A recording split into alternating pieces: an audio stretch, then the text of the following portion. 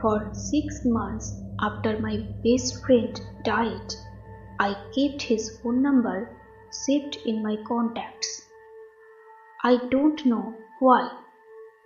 Maybe because deleting it felt like accepting he was really gone, like I was erasing him completely. But the truth is, a part of me kept expecting his name to appear on my mobile screen again. Elias used to text me constantly, random memes, drunk voice notes at 2 a.m. in the night, stupid questions when he could not sleep. So when my phone vibrated at exactly 3:07 a.m. that night, I almost smiled before I checked the screen. Then I saw his name, Elias. My stomach dropped so hard as it actually hurt. For a few seconds, I just stared at my phone in the dark.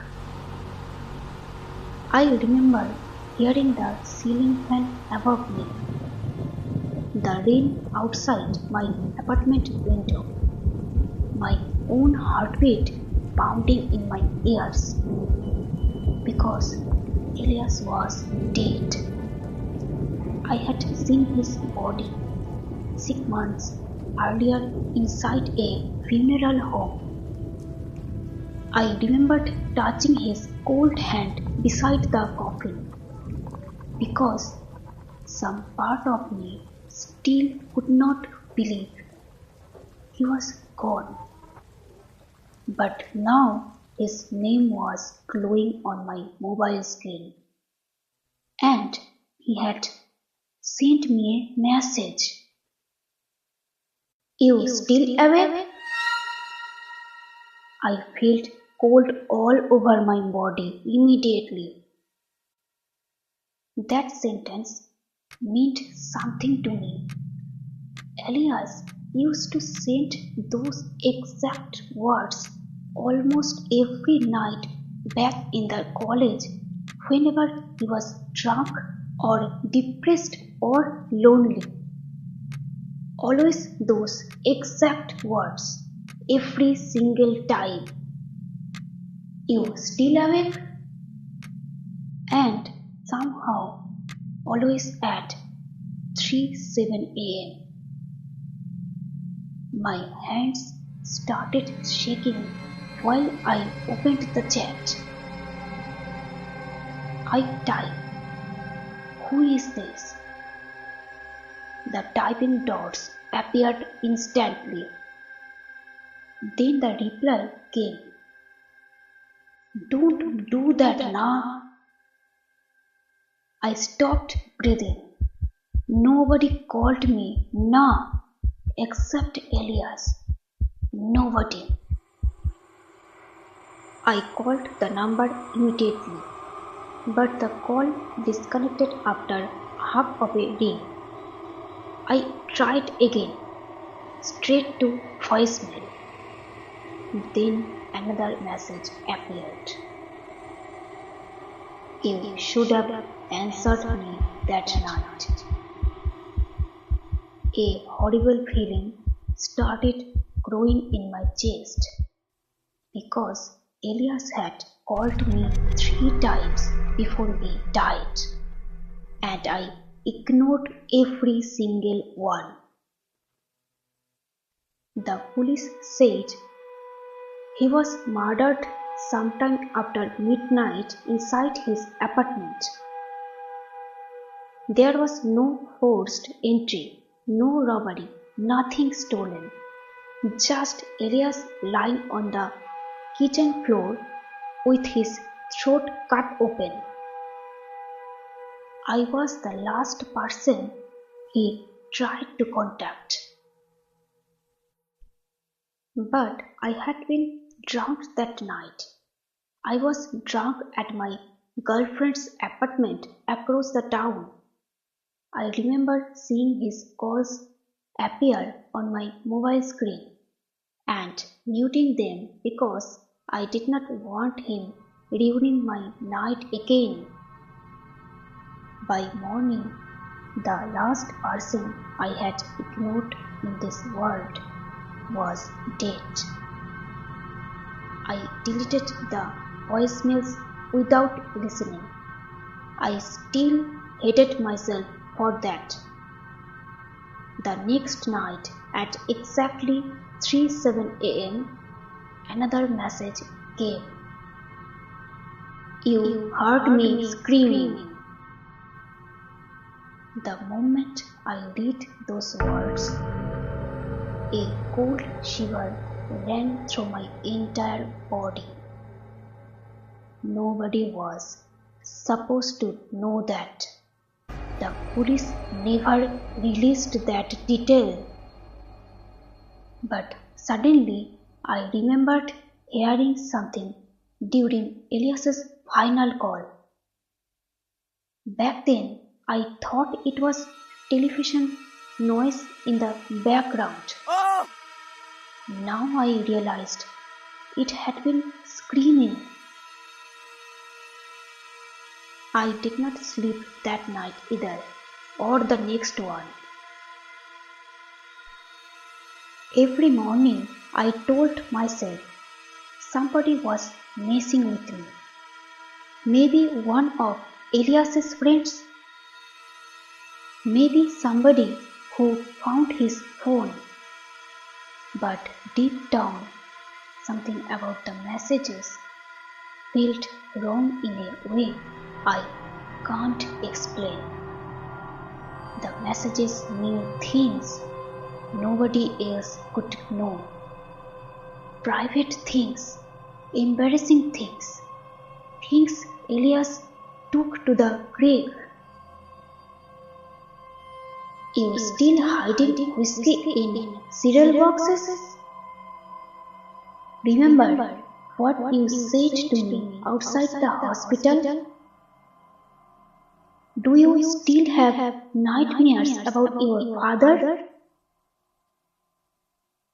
It felt less like texting and more like being watched.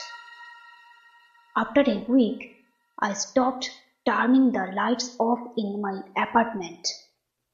I started checking logs 3 or 4 times before bed. Every teeny sound made my heart race. Sometimes I would wake up in the middle of the night, feeling like someone was standing beside my bed, watching me from the darkness.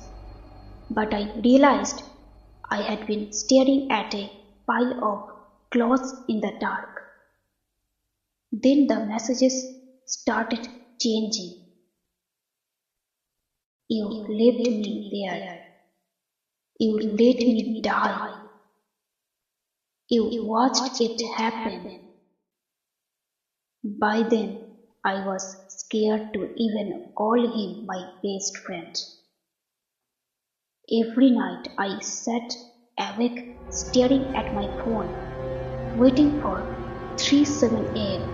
like it was some kind of appointment with death.